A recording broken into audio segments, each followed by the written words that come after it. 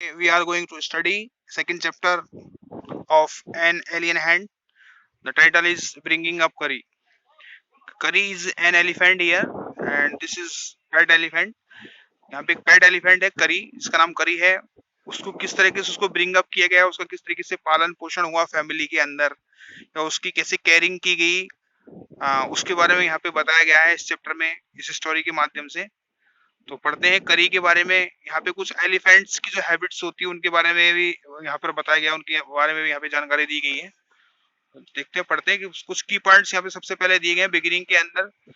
करी a 5 month old baby elephant lives and grows up with his 9 year old friend and keeper. तो पता है करी जो कि एलिफेंट का नाम है, जैसे कि मैंने आपको बताया 5 months का जो है बेबी है, बेबी एलिफेंट है। और उसका एक दोस्त है जिसकी उम्र 9 years है, उसके साथ ये रहा है, पला है, बड़ा है। और वो उसका फ्रेंड भी है और कीपर भी है। मींस वो एक तरह से करी के लिए फ्रेंड की तरह है, 9 years बॉय, और वो उसका कीपर भी है, उसकी देखभाल करने वाला भी है। तो ये फर्स्ट की पॉइंट यहाँ पे ये दिया हुआ है। करी डजंट ईट मच। यहाँ पे उसकी ईटिंग हैबिट्स के बारे में यहाँ पे बताने की कोशिश की गई है कि जो करी है वो ज्यादा खाता नहीं है। करी doesn't eat much, just about 16 kilograms of delicious twigs a day. यहाँ पे बताया वो ज्यादा खाता नहीं है।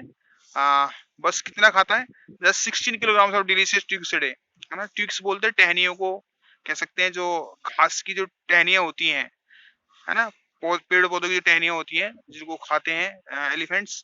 तो 16 kilograms के समथिंग जो है वो खाता है रोज। तो एक एलिफेंट के लिए ज्यादा क्वांटिटी नहीं होती यहाँ पर, कहने का मतलब ये है। Playful and sensitive. करी कैसा है, प्लेफुल है, सेंसिटिव है। करी saves a boy from drowning. इसके अलावा करी के बारे में एक और इन्फॉर्मेशन दी गई है कि वो एक तो सेंसिटिव है, खेल कूद उसको पसंद है, और वो एक बार एक बच्चे को डूबने से भी बचाता है। ड्राउनिंग मीन्स डूबना। किस तरीके से बचाता है देखेंगे आगे चैप्टर में। करी the elephant was 5 months old when he was given to me to take care of। Writer जो है यहाँ पे बताते हैं कि करी को जब मेरे पास मेरे हवाले किया गया था, उसकी उम्र कितनी थी, 5 months की थी, है ना। I was 9 years old and I could reach his back if I stood on tiptoe। मेरी उम्र 9 years की थी, and I could reach his back, और मैं उसके बैक पे पहुंच सकता था अगर मैं अपने टिप टो पे खड़ा हो जाऊं, अपने में जो अंगूठे होते हैं अंगूठों के बल खड़ा हो जाऊं, पैरों के बल खड़ा हो जाऊं, एड़ियां ऊंची करके खड़ा हो जाऊं मैं, तो मैं उसकी उसकी कमर पे हाथ रख सकता था, उसकी बैक पे मैं पहुंच सकता था। ठीक है, तो दोनों के जो फिजिकल स्ट्रक्चर है उसके बारे में बात की गई है कि करी कितना बड़ा लगता था जब वो 5 months का था। He seemed to remain that high for nearly 2 years। He seemed to remain that high for nearly 2 years। तो 2 साल तक वो इतना ऊंचाई वाला रहा, या इतनी ऊंचाई उसकी दिखती रही। We grew together, हम साथ साथ बड़े पले। That is probably why I never found out just how tall he was, है ना। और इसीलिए मैं उसका भी पता नहीं लगा पाया कि जो है कितना लंबा था वो। He lived in a pavilion under a thatched roof which rested on thick tree stumps so that it could not fall in vain curry warmed against the poles as he moved about। इसका पता है उसके रहने की जगह क्या है। He lived in a pavilion। pavilion यहाँ पे बोला है उस कोई हम प्लेटफॉर्म टाइप में बना देते हैं, जगह बना देते हैं, तो वहां पे वो रहता था एक छैज रूफ के अंदर। छैज रूफ यानी जो छप्पर जिसको छप्पर पोश मकान जिसको बोलते हैं, तो एक छप्पर पोश के नीचे जो है वो रहता था पेविलियन पर। और which rested on thick tree stumps, उस छप्पर को, उस छेज को जो है स्टम्प्स, पेड़ों की जो मोटी मोटी लकड़ियां होती हैं उन पे रखा गया था। क्यों रखा गया था, it could not fall in when Curry formed against the poles as he moved about. वो मोटी मोटी लकड़ियां इसलिए लगाई गई थी, स्ट्रॉन्ग वुड इसलिए लगाई गई थी, या पोल्स इसलिए लगाए गए थे क्योंकि करी जब कभी उनको टक्कर मारे तो ऐसा नहीं हो कि वो पोल, वो लकड़ियां गिर जाएं, कहीं गिर ना जाए, इसलिए मजबूत लकड़ियां लगाई गई थी। मजबूत लकड़ियों पे वो छेज रखा गया था, और उस छेज के अंदर जो प्लेटफॉर्म टाइप में बना हुआ था उस पे करी रहता था, वो उसके रहने की जगह थी। तो उसके रहने की जगह को यहाँ पे डिस्क्राइब किया गया कि पेविलियन पे वो रहता था, छेज रूप थी, मजबूत लकड़ियां लगाई हुई थी, मजबूत लकड़ियों के ऊपर उस छप्पर को रखा गया था। One of the first things Curry did was to save the life of a boy. One of the first things, ऐसी चीजें, बहुत सारी चीजें हैं, उनमें से पहली चीज है ना जो करी ने की, वो क्या थी, उसने एक बच्चे को बचाया, एक लड़के को बचाया। करी did not eat much but he nevertheless needed 40 pounds of twigs a day to chew and play with। हालांकि करी ज्यादा नहीं खाता था, फिर भी उसको उसके लिए हम कह सकते हैं एलिफेंट की अगर हम बात करें तो उसकी जो खुराक थी वो ज्यादा नहीं थी। उसके लिए कितनी जरूरत होती थी रोज? 40 पाउंड ऑफ टिक्स, लगभग 40 पाउंड टिक्स की जरूरत होती थी रोजाना, चबाने के लिए, खाने के लिए, खेलने के लिए। Every day I use to take him to the river in the morning for his bath. Writer कहते हैं मैं रोज उसको जो है रोजाना मैं ले जाता था रिवर पर नहलाने के लिए। ही वुड लाई डाउन, वो क्या करता था वहां जाकर के लेट जाता था, lie down and on the sand, मिट्टी पर, bank while I robbed him with the clean sand of the river for an hour. He would lie down on the sand bank, वहां पे मिट्टी के किनारे पे लेट जाता था और मैं उसको फिर रब करता था, रगड़ता था, क्लीन साफ मिट्टी से, है ना, जो कि नदी से निकलती थी, उस मिट्टी से मैं उसको साफ करता था घंटे तक, 1 घंटे तक। After that he would lie in the water for a long time, फिर उसके बाद में वो पानी में चला जाता था और 1 घंटे लंबे समय तक वो पानी के अंदर रहता था। On coming out his skin would be shining like ebony, जब वो बाहर निकल के आता था तो बाहर निकल के आने पर उसकी स्किन बिल्कुल एकदम चमक मारती थी, क्योंकि उसको पहले ही मिट्टी से रगड़ा गया था, फिर वो पानी में चला जाता था नहाने के लिए, तो बाहर निकलता था तो उसकी जो स्किन है एकदम बिल्कुल चमक मार रही होती थी, शाइनिंग कर रही होती थी, लाइक इबोनी। इबोनी एक दरख्त का नाम होता है, एक ट्री का नाम होता है, ठीक है। उस ट्री की ब्रांचेस की तरह, ट्री की लकड़ियों की तरह, मजबूत लकड़ियों की तरह। एंड ही वुड स्क्वील, और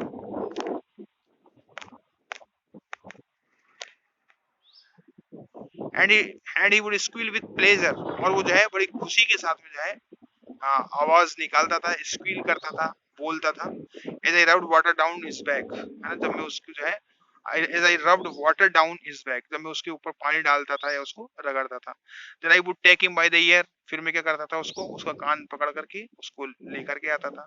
because that is the easiest way to lead an elephant, कहता कि एक एलिफेंट को लीड करने का ये सबसे आसान तरीका है, इजीएस्ट वे है ना, to take him by the ear and leave him on the edge of the jungle, और फिर उसको जंगल में के किनारे पर छोड़ देता था। while I went into the forest to get some luscious twigs for his dinner, और मैं उसके लिए कुछ टेस्टी ट्विक्स की तलाश में लग जाता था, जो कि उसके डिनर के लिए हुआ करती थी। जंगल में छोड़ देता था उसको मैं एलिफेंट को, और उसके लिए शाम को जो डिनर होता है उसकी तैयारी के लिए मैं जो है ट्विक्स ढूंढने निकल जाता था। One has to have a very sharp hatchet to cut down these twigs, वो कहता जो ट्विक्स में उसके लिए लाता था, जो ट्विक्स में कलेक्ट करता था करी के लिए, उन ट्विक्स को काटने के लिए आपके पास में शार्प हैचेट होनी चाहिए। हैचेट का मतलब यहाँ पे कुल्हाड़ी से है, एक शार्प पैनी कुल्हाड़ी होनी चाहिए उन ट्विक्स को काटने के लिए। It takes half an hour to sharpen the hatchet because if twig is mutilated an elephant will not touch it, है ना। और आपके पास में जो हैचेट होनी चाहिए वो शार्प होनी चाहिए, क्योंकि उसमें लगभग उसको शार्प करने में आधा घंटा लगता था, हैचेट को शार्प करने में, पैना करने में, उसको घिसने में, उसको उसमें धार धरने में। क्योंकि आ, कोई भी जो ट्विग म्यूटिलेटेड है, बिगड़ी हुई है, बिगड़ी हुई शक्ल में है, ठीक है ना, डिसफिगर्ड है, म्यूटिलेटेड का मतलब डिसफिगर्ड, बिगड़ी हुई शक्ल में है, सही शेप में नहीं है ना, N elephant will not touch it. अगर इस तरह की कोई ट्विग आ गई तो फिर उसको वो खाएगा नहीं, यानी उसको साफ सुथरी और सही कंडीशंस के अंदर का ट्विग मिलेगी तो ही उनको वो खाएगा। बिगड़ी कंडीशन में, डिसफिगर्ड कंडीशन में अगर कोई ट्विग होगी तो उनको वो खाएगा नहीं। It was not an easy job to get twigs and saplings for Kari, Kari के लिए इस तरीके से ट्विग्स ढूंढना, इस तरह के उसके लिए घास, उसके लिए चारा ढूंढना, सैपलिंग्स, इजी काम नहीं था। It had to climb all kinds of trees to get the most delicate and tender twigs. I had to climb all kinds of trees. मुझे सब तरह के पेड़ों पे चढ़ना पड़ता था करी के लिए डेलिकेट, है ना, नाजुक, नाजुक टाइप की और स्वादिष्ट टेस्टी ट्विक्स ढूंढने के लिए। As he was very fond of the young branches of the banyan tree which grows like a cathedral of leaves and branches, है ना।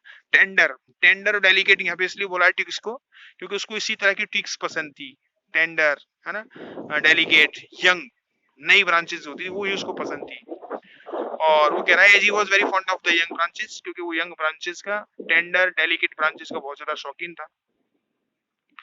The banyan tree which grows like a cathedral of leaves, ऐसे banyan tree की twigs, है ना, जो कि पला बड़ा हो, जो पेड़ लगा हुआ हो, है ना, और वो पेड़ ऐसे लगता था कैथेड्रल की तरह, पत्तियों, कैथेड्रल का मतलब होता है गिरजाघर, है ना, एक पत्तियों का, ब्रांचेज का, शाखाओं का, जब हम पेड़ को दिखते हैं बनियन ट्री को तो ऐसा लगता है जैसे कोई गिरजाघर बना हुआ हो। तो इस तरह के पेड़ों की ब्रांचेज उसको बहुत ज्यादा पसंद थी, तो यहाँ पे कैथेड्रल की तरह लगता था वो पेड़। ऐसे पेड़ों से मुझे जो है ट्विक्स लानी पड़ती थी उसके लिए, उसको बड़ा बड़ी अच्छी लगती थी वो। I was gathering some one spring day in March, एक दिन मैं जो है इसी तरीके से उसके लिए टिप्स इकट्ठी कर रहा था। मार्च के महीने में स्प्रिंग सीजन था।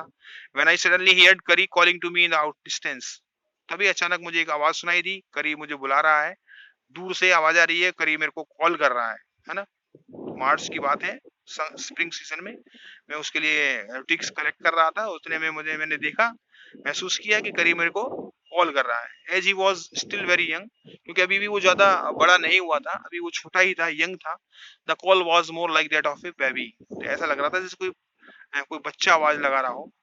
देन एन एलिफेंट, फिर पहले कोई बच्चा बोल रहा हो, फिर कोई एलिफेंट, इस तरीके से लग रहा था। I thought somebody was hurting, मुझे लगा कि कोई जो है उसको परेशान कर रहा है। someone was hurting him, मुझे लगा कोई उसको परेशान कर रहा है। So I came down from my tree and ran very fast to the edge of the forest where I had left him, but he was not there. तो मैं तुरंत नीचे आया पेड़ से और दौड़ करके उस जगह पे गया, उस किनारे पे गया जहाँ पे मैंने उसको जंगल में छोड़ा था। लेकिन मैंने क्या देखा वहां जाकर के, ही वॉज नॉट देयर, वहां पे वो नहीं था। आई लुक्ड ऑल ओवर, मैंने चारों तरफ देखा, but I could not find him, लेकिन मैं उसको ढूंढ नहीं पाया, मुझे वो दिखाई नहीं दिया। I went near the edge of the water, फिर मैं जो है पानी के किनारे पे गया, and I saw a black something struggling above its surface. मैंने वहां पे जाकर क्या देखा कि कुछ काले कलर की चीज स्ट्रगलिंग कर रही है पानी की सतह पर, कोई काली सी चीज दिखाई दे रही है, वो स्ट्रगल कर रही हो, जैसे ऐसा लग रहा था मुझे, कोई काली सी चीज है, ब्लैक कलर की वो चीज है, और वो स्ट्रगल कर रही है पानी के ऊपर, कोशिश कर रही है बाहर आने की। Then it rose higher and it was the trunk of my elephant, फिर वो देखा मैंने, वो चीज ऊपर उठी थोड़ी, और मेरे फिर समझ में आया कि ये तो ट्रंक है एलिफेंट की, उसकी सूंड है। I thought he was drowning, मैंने सोचा ये डूब रहा है, मैंने सोचा करी पानी के अंदर डूब गया है या डूब रहा है। I was helpless because I could not jump into the water and save the 400 pounds of him since he was much higher than I. तो मैंने देखा कि मैं हेल्पलेस था, परेशान था मैं बिल्कुल। क्यों क्यों था परेशान? बिकॉज मैं पानी के अंदर जंप नहीं लगा सकता था, मैं उसको नहीं बचा सकता था। क्यों नहीं बचा सकता था? क्योंकि उसके अंदर लगभग 400 पाउंड उसके अंदर वेट था, है ना, और वो मुझसे हायर था, मुझसे बहुत ज्यादा था। ठीक है, तो अब इतने बड़े आकार के एलिफेंट को मैं कैसे बचा सकता हूँ, इसलिए मैं पानी के अंदर कूद भी नहीं सकता था। तो मैं बड़ा परेशान हो गया, हेल्पलेस हो गया, मेरे कुछ समझ नहीं आ रहा था कि मैं क्या करना, मुझे मुझे क्या करना चाहिए। बट आई सा his back rise above the water, फिर मैंने देखा उसका पिछला हिस्सा मुझे दिखाई दिया पानी के ऊपर। And the moment he caught my eye, और उसी क्षण, है ना, उसने मुझे देख लिया। किसने देख लिया? करी ने। He began to trumpet and struggle up to the shore, वो कोशिश करने लगा, आवाज लगाने लगा, ट्रम्पेट, है ना, एलिफेंट्स वगैरह जो साउंड क्रिएट करते हैं उसको यहाँ पे ट्रम्पेट बोला है। और वो कोशिश करने लगा, स्ट्रगल करने लगा पानी के किनारे पर आने की, शोर पर आने की। देन स्टिल ट्रम्पेटिंग, अभी भी वो जो है आवाज निकाल रहा है। He pushed me into the water and, उसने मुझे पानी के अंदर धकेल दिया। And as I fell into the stream, मैं पानी के अंदर गिर गया। I saw a boy lying flat on the bottom of the river, मैंने देखा कि वहां पर नदी के अंदर तले में एक बच्चा लाइंग फ्लैट, लेटा हुआ है, पड़ा हुआ है। He had not altogether touch bottom but was somewhat afloat, हालांकि पूरी तरीके से उसने बॉटम को टच नहीं किया हुआ था, कुछ उठा हुआ था अधर में वो बच्चा। I came to the surface of the water to take my breath, मैं पानी की सरफेस पर बाहर निकला हूँ उसमें से ब्रेथ लेने के लिए, सांस लेने के लिए। एंड देयर करी वॉज स्टैंडिंग, मैंने देखा करी खड़ा हुआ है। His feet planted in the sand bank, उसके पैर जमे हुए हैं मिट्टी के अंदर। And his tongue stretch out like a hand waiting for mine, है ना। And his tongue stretch out, और उसने अपनी सूंड फैला दी है ना, किस, एक हाथ की तरह, और वो जैसे कि मेरा इंतजार कर रहा है, मेरा इंतजार कर रहा है।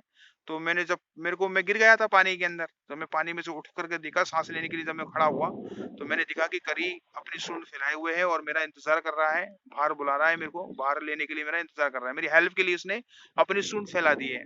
आई डाइव डाउन अगेन, मैंने डाइव लगाई, मैंने छलांग लगाई। And pulled the body of the drowning boy to the surface, और उस लड़की की बॉडी को मैंने सरफेस से खींचने की कोशिश की। But not being a good swimmer, क्योंकि लेकिन मैं एक अच्छा स्विमर नहीं था, आई could not swim ashore and the slow current was already dragging me down, है ना। आई कुड नॉट स्विम ashore, तो मैं किनारे पर तैर करके नहीं आ पाया, और जो धीरे धीरे जो पानी बह रहा था, वो पानी ऑलरेडी मुझे जो है पानी के अंदर खींचे ले जा रहा था, ड्रैगिंग कर रहा था, मुझे पानी के अंदर खींच के ले जा रहा था। पानी की जो धाराएं थी, करंट माने पानी की जो धारा थी, वो मुझे अंदर ले जा रही थी।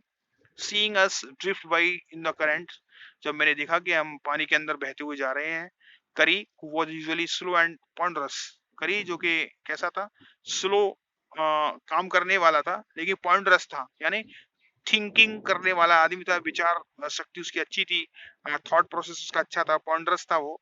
Suddenly darted down like a hawk and came halfway into the water, where I saw him stretch out his trunk again।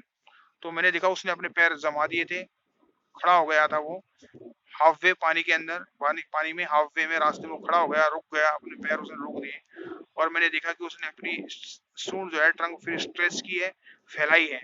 I raise up my hand, है ना, मैंने अपने हाथ आगे बढ़ाए टू कैच इट, उसकी ट्रंक को पकड़ने के लिए, एंड स्लिप्ड, और मैं स्लिप हो गया, फिसल गया। I found my self going under the water again, मैंने देखा कि मैं फिर पानी के अंदर वापस फिर से चला गया हूँ। तो देखिए यहाँ पे उसको बचाने की कोशिश कर रहा है, जो राइटर है, जो कहानी सुना रहे हैं हमें, उनके हाथ में क्या है, बच्चा है, डूबता हुआ बच्चा है। करी पहले से ही जो है बाहर सैंड पर है, किनारे पर है, और देख सकते हैं आप इस पिक्चर के अंदर उसने सूंड अपनी फैला दी है, राइडर को बाहर खींचने की कोशिश कर रहा है वो, लेकिन क्योंकि राइडर कच्चा तैराक नहीं है, इसलिए ऐसा लग रहा है कि वापस वो पानी के अंदर जाए जा रहा है। फिर दोबारा से फिर कोशिश करता है करी, देखिए आगे क्या होता है। But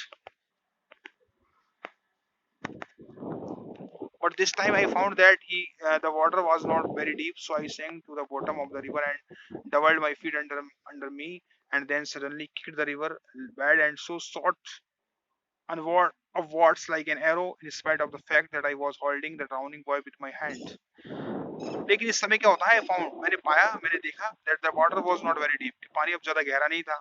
so I sank to the bottom of the river and doubled my feet, तो मैं फिर पानी के अंदर गया और मैंने पैरों से ताकत लगाई, है ना, डबल ताकत लगाई।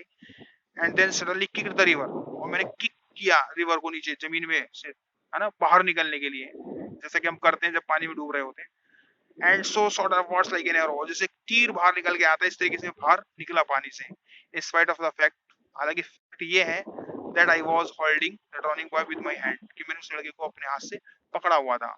As my body rose above the water, उसने अब बच्चे को पकड़ा हुआ है और उसने जोर से किक किया पानी के तले में, और किक कर करके वो बिल्कुल जैसे तीर बाहर आता है ऐसे निकल के बाहर आया।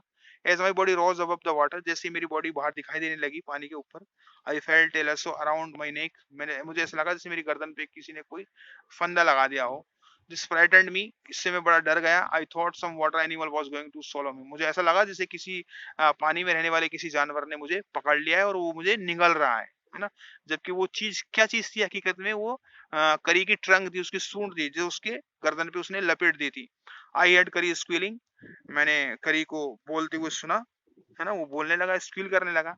And I knew it was his trunk about my नेक, मैंने देखा कि ये कोई पानी का जानवर नहीं है जो मुझे निगल रहा हो, बल्कि ये कौन है, ये करी की ट्रंक है जो मेरे गर्दन के लिपटी हुई है। ही पुल्ड अस बहुत असोर, और फिर उसने हम दोनों को पानी से ऊपर निकाल लिया। इस तरीके से आपका ये चैप्टर हुआ।